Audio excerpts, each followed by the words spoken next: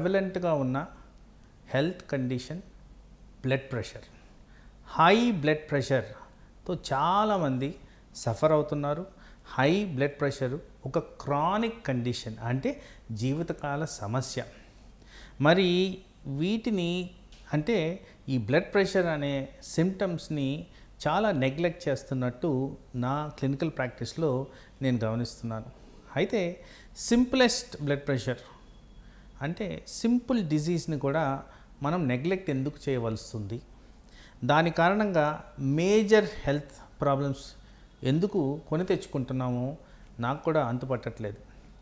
Basically blood pressure ఎవరికైనా ఏ వయసులో అయినా కానీ 140/90 కన్నా తక్కువ ఉండాలి. ఇది తరచుగా నా పేషెంట్స్ దగ్గర నేను వింటున్న ఊతగా మాట్లాడేది ఏంటంటే, నా వయసుకి ఇంత ఉండొచ్చు కదా, ఆ క్లారిటీ కోసం చెప్తున్నాను. 140/90 బిలో ఉండాల్సిన అవసరం ఉంది ప్రతి ఒక్కరిలోనూ. లో బీపీ అని కూడా చాలామంది వాడుతూ ఉంటారు.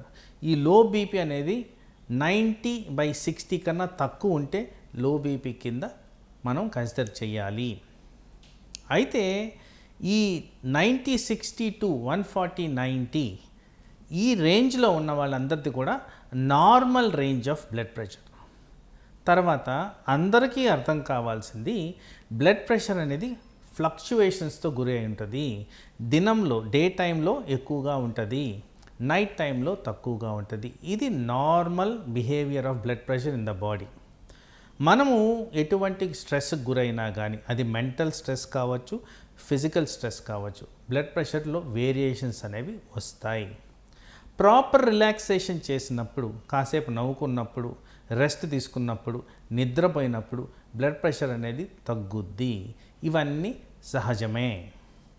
ఆహారం తీసుకునే టైంలో, పర్టికులర్గా కొద్దిగా స్పైసీ థింగ్స్ తినే టైంలో, హాట్ బ్రేవరేజెస్ పర్టికులర్గా కాఫీ అండ్ టీ తాగుతున్నప్పుడు, ఆల్కహాల్ కన్జ్యూమ్ చేసినప్పుడు బ్లడ్ ప్రెషర్ పెరిగేదానికి ఆస్కారం ఉంది. ఇవి తీసుకున్నప్పుడు మీరు తప్పనిసరిగా గ్యాప్ ఇవ్వండి. అట్లీస్ట్ హాఫ్ అన్ అవర్ తర్వాత మీ బ్లడ్ ప్రెషర్ మానిటరింగ్ అనేది చేసుకోవడం ముఖ్యం. తర్వాత బ్లడ్ ప్రెషర్ మానిటర్ చేసే టైంలో సైలెంట్గా కూర్చోండి, ఎక్కువగా మాట్లాడద్దు.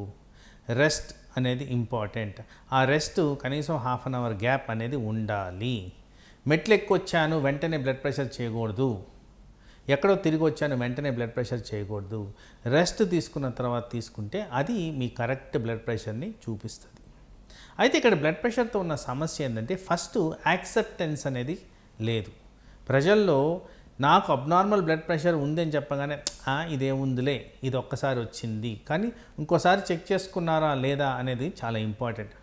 అలా రిపీటెడ్గా ఒక వారంలో 3 సార్లు చెక్ చేసిన తర్వాత కూడా మీకు 140/90 అబవ్ రికార్డింగ్స్ కానీ కనిపిస్తుంటే తప్పనిసరిగా అది అడ్రస్ అయ్యే విధంగా చూసుకోండి. డాక్టర్ని సంప్రదించండి. సంప్రదించినప్పుడు ఆయన ఇచ్చిన సూచనలు, సలహాలు పాటించడం చాలా ముఖ్యం. అయితే ఎటువంటి సమస్య లేకుండా ఉన్నప్పుడు మీరు స్వతహాగా వెళ్ళి బ్లడ్ ప్రెషర్ చెక్ చేసుకోవడం అనేది ఇంపార్టెంట్. ఎందుకంటే బ్లడ్ ప్రెషర్ని సైలెంట్ కిల్లర్ అంటాము. బ్లడ్ ప్రెషర్ ద్వారా ఎఫెక్ట్ అయ్యే అవయాల్లో మేజర్గా బ్రెయిన్, ఐస్, హార్ట్, కిడ్నీస్ ఇవి చాలా వైటల్ ఏరియాస్ కాబట్టి ఎప్పుడు కూడా నెగ్లెక్ట్ చేయొద్దు. ప్రపంచవ్యాప్తంగా బ్లడ్ ప్రెషర్ అదుపులో ఉన్న పాపులేషన్ సంఖ్య, ఎవరికైతే అబ్నార్మల్గా ఉన్న బ్లడ్ ప్రెషరు అదుపులో ఉన్న పాపులేషన్ సంఖ్య 50% మాత్రమే. టార్గెట్కి రీచ్ అయ్యేది ఈ 50%లో మళ్ళీ 50%. అందుకోసం బ్లడ్ ప్రెషర్కి ఎక్కువ వాల్యూ ఇస్తూ మనము తరచుగా బ్లడ్ ప్రెషర్ని మెజర్ చేసుకోవడం అనేది కూడా ముఖ్యం. At least 3 times in a week మనం బ్లడ్ ప్రెషర్ ఎవరికైతే అబ్నార్మల్ రికార్డింగ్స్ ఉన్నాయో చెక్ చేసుకోవడం ముఖ్యం. అది టార్గెట్ రేంజ్లో ఉండడం అనేది ముఖ్యం. నార్మల్గా మేము టార్గెట్ చేసేది 130/80 అప్రాక్సిమేట్గా. ఈ నంబర్స్ కానీ మెయింటైన్ చేస్తే జనరల్గా బ్లడ్ ప్రెషర్ వల్ల మీకు ఎటువంటి సమస్యలు రాకుండా మేనేజ్ చేసుకోవచ్చు. తర్వాత బ్లడ్ ప్రెషర్ని న్యాచురల్ పద్ధతుల్లో మనం నివారించుకునే థింగ్స్ ఏంటంటే, ఫస్ట్ అండ్ ఫార్మోస్ట్ ఇప్పుడున్న కాలంలో పర్టికులర్లీ వర్కింగ్ క్లాస్ ఆఫ్ పీపుల్లో ఎక్కువ శాతం మానసిక ఒత్తిడిగా నేను గమనిస్తున్నాను.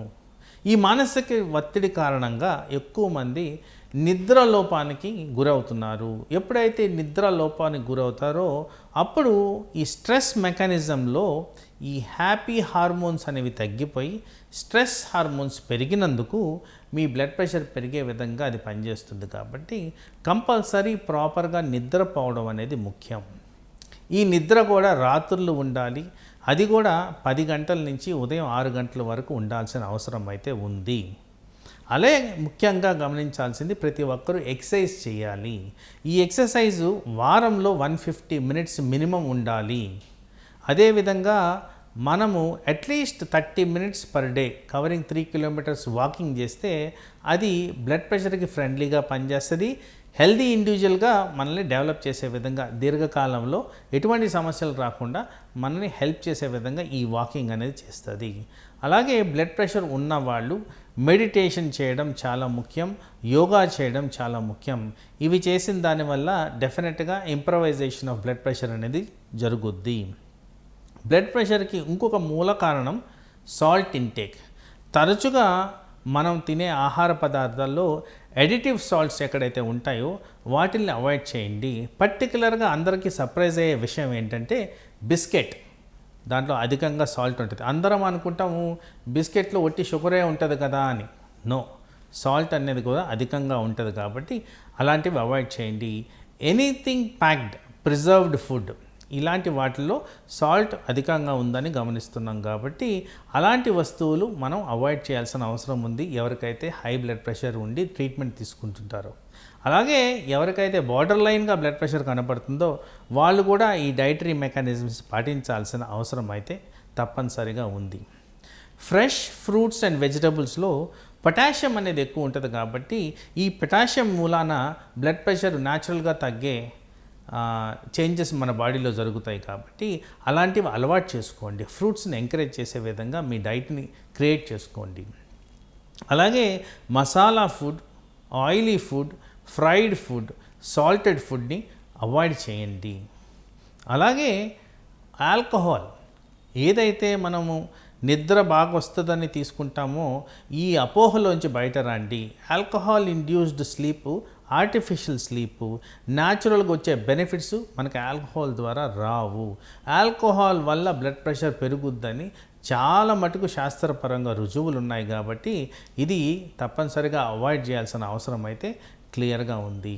అలాగే మనకి బ్లడ్ ప్రెషర్కి, డయాబెటీస్కి, అదర్ లైఫ్ స్టైల్ డిజీజెస్కి కనెక్షన్ ఉంది. కాబట్టి తప్పనిసరిగా మనం ఒక్క బ్లడ్ ప్రెషర్ని నివారించుకుంటే ఈ దినచర్యలు ఏవైతే నేను వివరించానో వీటిని అన్నీ పాటిస్తే అదర్ లైఫ్ స్టైల్ డిసీజెస్ రాకుండా మనం కాపాడుకోవచ్చు.